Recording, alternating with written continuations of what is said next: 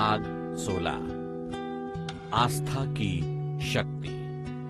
मस्तिष्क की कोई सीमा नहीं है सिवाय उनके जिन्हें हम जाने अनजाने मान लेते हैं या स्वीकार कर लेते हैं। आस्था आपके क्रियाशील मस्तिष्क का प्रमुख है और जब इसे विचारों के साथ मिलाया जाता है तो अवचेतन मस्तिष्क इसके कंपन को तत्काल भांपकर स्वीकार कर लेता है और इसे आध्यात्मिक समतुल्य में बदल लेता है और फिर इसे आपकी अनंत प्रजा को संप्रेषित कर देता है।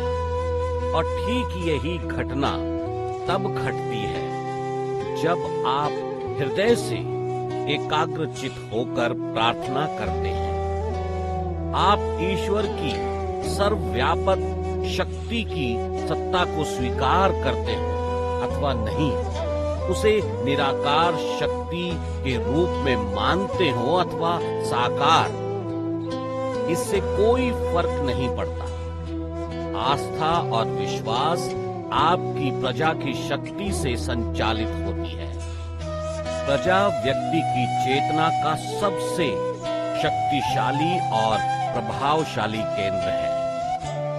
इसका पूर्ण नियंत्रण आपकी विचार शक्ति पर है और भावना की शक्ति पर भी। कहने का अर्थ यह है कि विचार और भावनाएं दोनों ही शक्तियां आपकी प्रजा की शक्ति के सम्मुख पूरी तरह समर्पित रहती है। अर्थात विचार और भावनाएं पूरी तरह प्रजा के नियंत्रण में रहती हैं और प्रजा ही आस्था का प्रबल केंद्र है। आस्था सब में होती है और हर जगह होती है। आप बस स्टैंड पर टिकट खिड़की से टिकट लेकर बस में अपनी निर्धारित सीट पर बैठ जाते हैं। क्या कभी आपने बस के ड्राइवर का लाइसेंस चेक किया है?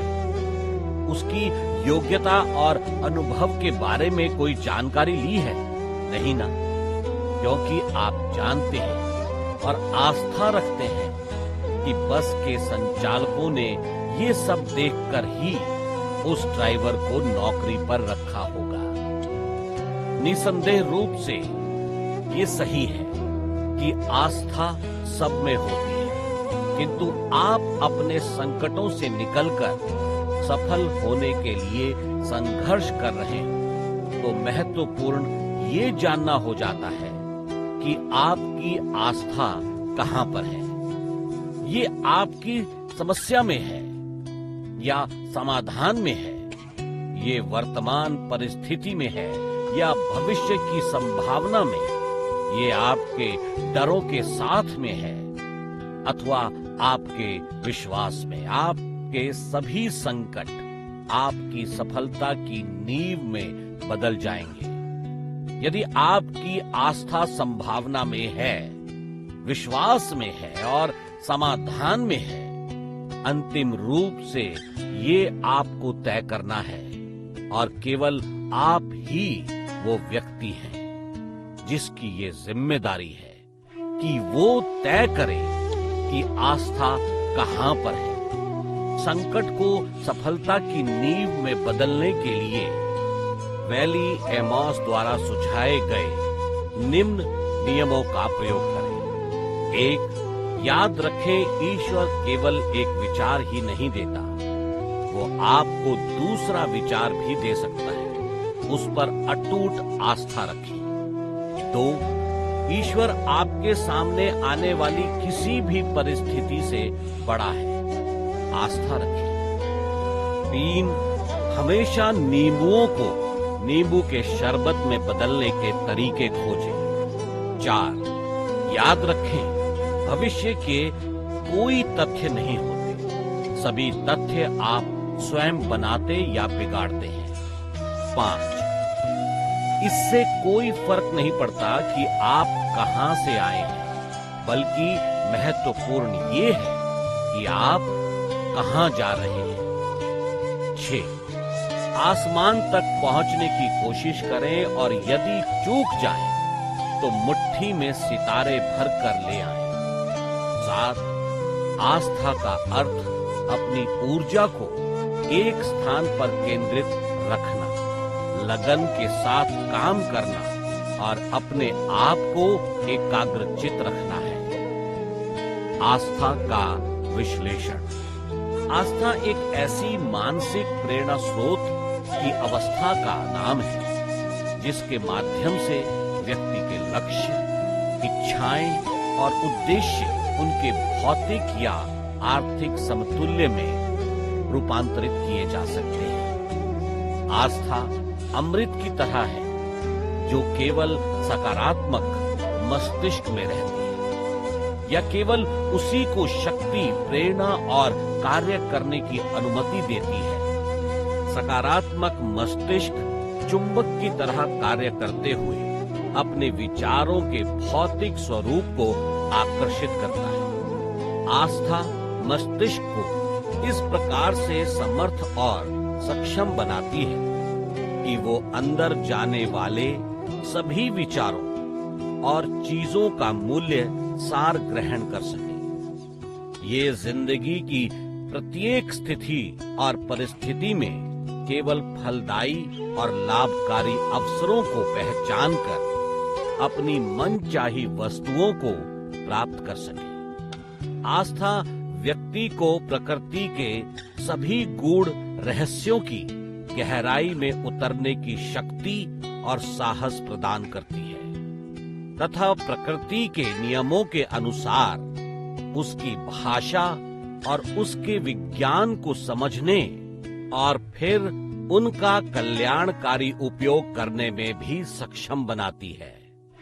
आस्था के प्रभावशाली प्रयोगों से ही इंसान ने सभी उपयोगी और महान आविष्कार किए हैं। इसी से मानवीय संबंधों में एक रूपता लाकर सामंजस्य स्थापित किया है। साथ ही मानवीय मूल्यों और स्वतंत्रता का ज्ञान प्राप्त किया है। आस्था से व्यक्ति वो सब कुछ हासिल कर सकता है जिसकी वो कल्पना कर सकता है और विश्वास रख सकता है। याद रखें, कहीं भी और कोई भी खोखली या अधूरी आस्था नहीं होती। इसका केवल एक स्वरूप है कि वो है तो है या फिर बिल्कुल भी नहीं है। यदि है तो विश्वास रखें। आप जिस चीज पर अपना ध्यान केंद्रित करेंगे वो मनचाही चीज आपको अवश्य प्राप्त होगी। आस्था आंतरिक मार्गदर्शन है और ये असीम बुद्धि के सामंजस्य में काम करती है और हर मनचाही चीज या लक्ष्य को पाने का सुगम रास्ता दिखाती है। आस्था विकसित करने के उपाय। आस्था एक स्थायी और स्थिर मानसिक दशा का नाम है जिसे आप आत्म सुझावों के सिद्धांत के प्रयोग के द्वारा प्रेरित या निर्मित कर सकते हैं। आप अपने अवचेतन मस्तिष्क को लगातार निर्देश दें तो आस्था विकसित और फलीभूत हो सकती है। जब आप अपने अवचेतन मस्तिष्क को बार बार निर्देश देकर ये विश्वास दिला देते हैं कि आपको पूरा विश्वास है कि अपनी मनचाही चीज मिल जाएगी, तो फिर आपका अवचेतन मस्तिष्क इसी विश्वास पर काम करेगा और फिर आपको वो आस्था प्रदान करेगा जिससे आपका मस्तिष्क निश्चित योजनाएं और कार्यविधि बनाने लगेगा, जिससे कि आपको वो सब कुछ प्राप्त हो जाए जिसकी आप कामना करते हैं। इसी क्रम में आप एक बार पुनः विचार कर लें कि जिन विचारों के पीछे प्रबल भावना की शक्ति भी होती है और उसमें यदि आस्था का मिश्रण भी अच्छी तरह से मिला है तो सभी विचार तत्काल अपने भौतिक समतुल्य में बदलना शुरू हो जाते हैं। केवल आस्था से जुड़े विचार संवेग ही नहीं वरन सभी प्रकार के सकारात्मक या नकारात्मक भाव से जुड़े विचार संवेग अवचेतन मस्तिष्क तक पहुंचते हैं और उन्हें प्रभावित करते हैं। कोई भी व्यक्ति भाग्य का मारा हुआ नहीं होता। आप जानते हैं कि अवचेतन मस्तिष्क किसी भी प्रकार के विचार को बहुत तेजी से उनके भौतिक समतुल्य में बदलता है, और यदि विचार नकारात्मक और विध्वंसात्मक है तो भी अवचेतन मस्तिष्क उसी प्रकार से उसके ही अनुरूप भौतिक समतुल्य में बदल देगा। यही वो अद्भुत रहस्य है जिसे हम अपने अनुभवों के आधार पर दुर्भाग्य या बदकिस्मती कहते और समझते हैं। इसी कारण हमेशा और प्रत्येक दशा में अपने मस्तिष्क में सकारात्मक और कल्याणकारी विचारों और भावों को जाने और फिर वहीं ठहरने का अवसर प्रदान करें। सदियों या युगों युगों से विभिन्न धर्मों के धर्मावलंबी जीवन में संघर्षरत मानवता को ये संदेश देते आए हैं कि आप केवल हमारे धर्म में ही आस्था रखें और केवल हमारा धर्म ही आपके लिए सभी प्रकार के मुक्ति के द्वार खोल सकता है। किंतु वे सभी लोग ये बताने में असफल रहे हैं कि आस्था को किस प्रकार से पैदा उत्पन्न किया जाए, और यदि आपके अंदर आस्था उत्पन्न ही नहीं होगी तो आप किस प्रकार अपने किसी विशेष धर्म में आस्था रखेंगे। आस्था एक मानसिक अवस्था है जिसे आत्म सुझावों द्वारा विकसित किया जा सकता है। ये महत्वपूर्ण बात अब आप जान चुके हैं। नेपोलियन हिल ने आम आदमी के समझ सकने योग्य वो सिद्धांत बताए हैं जिससे आस्था वहीं पर विकसित की जा सकती है जहां पर अभी तक इसका कोई अस्तित्व नहीं है। और ये रहे वे सिद्धांत। 1. अपने आप में आस्था रखें। परमपिता ईश्वर में आस्था रखें। 2. आस्था ही वो अमृत है जो विचार के आवेग को जीवन, शक्ति और क्रियाशीलता प्रदान करता है। 3. आस्था धन कमाने का प्रारंभिक बिंदु है। 4. आस्था उन सभी चमत्कारों और सभी रहस्यों का आधार है जिन्हें विज्ञान के नियमों के आधार पर स्पष्ट नहीं किया जा सकता। 5. आस्था सभी प्रकार की असफलता का एकमात्र इलाज या हल है। 6. आस्था वो तत्व, वो रसायन है जिसे जब प्रार्थना के साथ मिलाया जाता है तो मनुष्य अनंत प्रज्ञा के साथ सीधे संवाद करता है। 7. आस्था वो तत्व है जो इंसान के सीमाबद्ध मस्तिष्क द्वारा निर्मित विचारों के आम कंपनों को आध्यात्मिक समतुल्य में रूपांतरित करता है। 8. आस्था इकलौता माध्यम है जिसके द्वारा मनुष्य अनंत प्रज्ञा की वैश्विक शक्ति का दोहन और प्रयोग कर सकता है।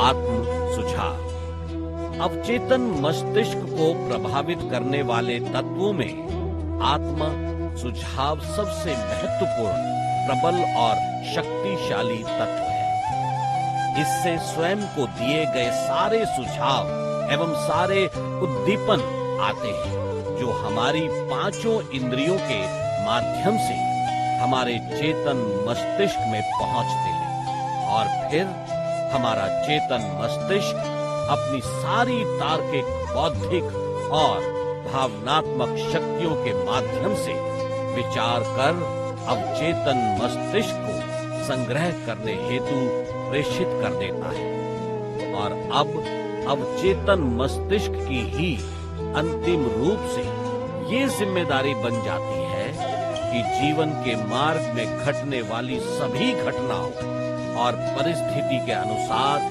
जैसी भी और जब जो आवश्यकता हो उसके अनुरूप भाव या विचार चेतन मस्तिष्क को वापस कर दे और फिर चेतन मस्तिष्क अवचेतन मस्तिष्क द्वारा सुझाए गए विचारों के अनुसार निर्णय ले लेता है। प्रकृति ने भी इंसान को इस प्रकार से बनाया है कि वो अपने अवचेतन मस्तिष्क तक पहुंच रहे विचारों और भावनाओं पर पूरा नियंत्रण रखे।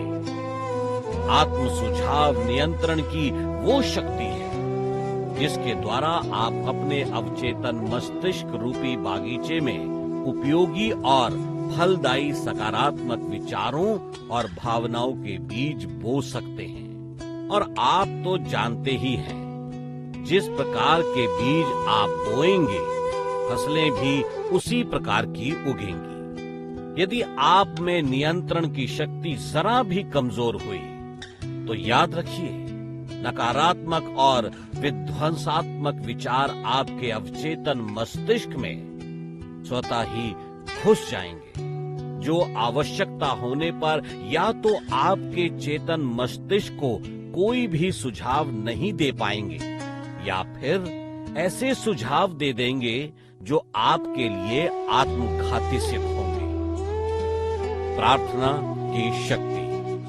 आप ईश्वर के किसी भी स्वरूप को मानते हो या ना मानते हो, उसकी सत्ता को स्वीकार करते हो या अस्वीकार, उसके होने या ना होने की आस्था पर विश्वास रखते हो चाहे ना रखते हो, प्रत्येक परिस्थिति में प्रार्थना की शक्ति आपके लिए सकारात्मक रूप से काम करती है।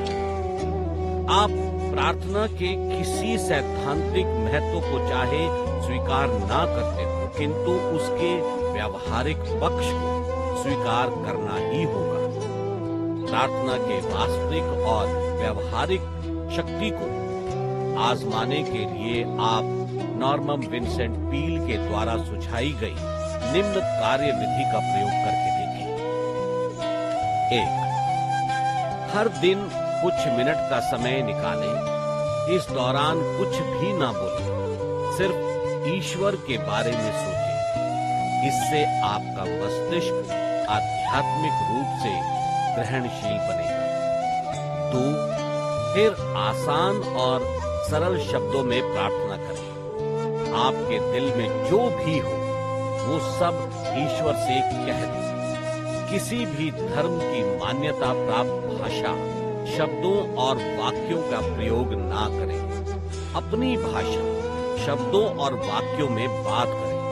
वो आपकी भाषा समझता है।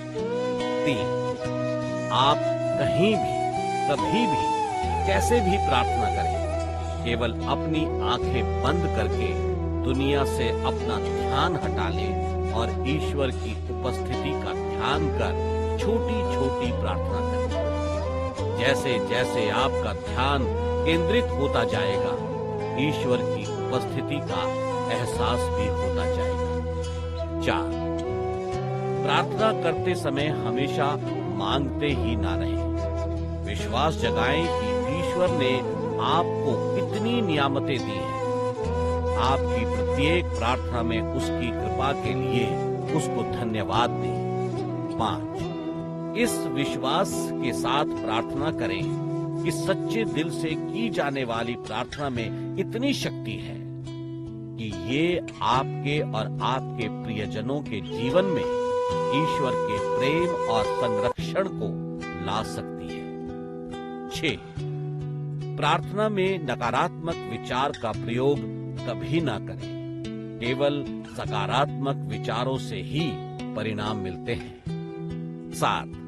हमेशा ईश्वर की इच्छा को स्वीकार करने हेतु सहमत रहें। आप जो चाहते हैं वो मांगे, परंतु ये वो हो कि ईश्वर आपको जो भी देगा उसे खुशी खुशी स्वीकार करेंगे। हो सकता है ईश्वर आपको मांगी गई चीज से भी बेहतर कोई चीज दे रहा हो। 8. हर चीज को ईश्वर के हाथों में सौंपने की आदत डालें। सर्वश्रेष्ठ काम करने की योग्यता मांगें और परिणामों को पूरे विश्वास से ईश्वर के हाथों में सौंप दें। 9. जिन लोगों को आप पसंद नहीं करते या जिन्होंने आपके साथ बुरा व्यवहार किया है, उनके लिए प्रार्थना करें। नफरत या विद्वेष आध्यात्मिक शक्ति की पहले नंबर की बाधा है। 10. उन लोगों की सूची बनाएं जिनके लिए आप प्रार्थना करने वाले हैं। आप दूसरों के लिए जितनी ज्यादा प्रार्थना करेंगे, विशेषतः अजनबियों के लिए, आपको उतने ही सुखद परिणाम मिलेंगे। आस्था, एकाग्रता और कर्म।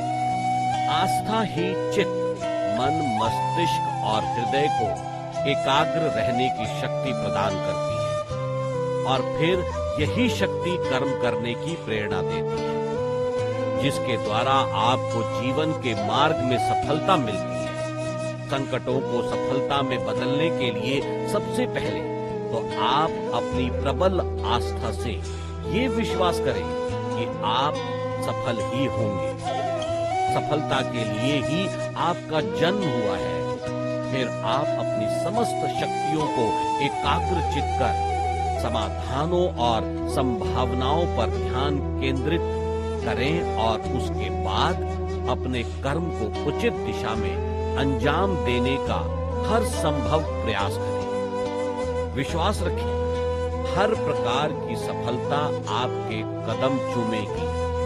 कभी भी छोटी मुश्किलों पर अपने ध्यान को केंद्रित ना करें, क्योंकि छोटी मुश्किलें बहुत सारा समय व्यर्थ करती हैं। केवल बड़े मुद्दों या समस्याओं पर ही ध्यान केंद्रित करें। अपने सभी विकल्पों पर ध्यान केंद्रित करें। जो व्यक्ति अपनी शक्तियों का दोहन करने और एकाग्रचित होने में समर्थ होता है, वो जिंदगी की समस्त ऊर्जा को समेटकर आग उत्पन्न कर लेता है और फिर उत्पन्न हो चुकी इस आग से जो भी कर्म संपन्न किए जाते हैं, उनकी सफलता 100% सुनिश्चित होती है। आस्था, एकाग्रता और कर्म के लिए स्वयं को हमेशा तैयार रखें। सफलता का प्रारंभिक बिंदु यही है और यहीं से चलकर आप सफलता के अंतिम पड़ाव तक पहुंचते हैं, जहां दूसरे लोग आपके लिए फूल की मालाएं लिए हुए खड़े मिलते हैं। आनंद के इस क्षण के लिए ईश्वर पर आस्था रखें। लक्ष्य पर एकाग्रचित हों, कुछ और क्षण के लिए तैयार हो जाए। सेंट ऑगिस्टिन ने कहा है, आस्था उसमें विश्वास करना है जो हमें दिखाई नहीं देता। आस्था का पुरस्कार ये है कि हमें जिसमें विश्वास होता है उसे हम देख लेते हैं। आस्था रखें, एकाग्रचित हो कर्म करें और संकटों को सफलता में बदलने के लिए एफटेट हॉल के निम्न सिद्धांतों का प्रयोग करें। 1. संकट आने पर सचेतन निर्णय लें कि इसे समस्या की तरह नहीं बल्कि सीखने के अवसर के रूप में देखना है। 2. आपको ये निर्णय लेना चाहिए कि आप इसके बारे में क्या करने जा रहे हैं। आप हार मानने वाले हैं या उठकर संघर्ष करने वाले हैं। 3. आपको अपने लक्ष्य पर ध्यान केंद्रित करना चाहिए। आप क्या हासिल करने की कोशिश कर रहे हैं। 4. आपको आस्था का प्रयोग करना चाहिए जब तक आप अपने लक्ष्य तक ना पहुंच जाए, भले ही जीवन कितनी बाधाएं डाले। 5. आपको कर्म करना चाहिए और तब तक करना चाहिए जब तक आप अपने लक्ष्य तक ना पहुंच जाएं, भले ही जीवन कितनी बाधाएं डाले। 6. आपको स्वयं पर मेहनत करनी चाहिए और उत्कृष्टता का संकल्प लेना चाहिए। फिर उस संकल्प के प्रति स्वयं को समर्पित कर दें। 7. याद रखें, आपके इनपुट से ही आपका आउटपुट तय होता है। 8. क्यों यानी कारण चाहिए, ताकि आप हमेशा गिर जाने के बाद उठकर खड़े होने के कारणों को याद रख सकें। अंत में ध्यान रखें, प्रार्थना वो स्थिति है जब ईश्वर आपकी बातें सुनता है, किंतु ध्यान आपकी वो अवस्था है जब आप ईश्वर की सब बातों को सुनते और समझते हैं। आस्था की शक्ति इसमें आपकी सभी आवश्यक मदद करती है। इसी के साथ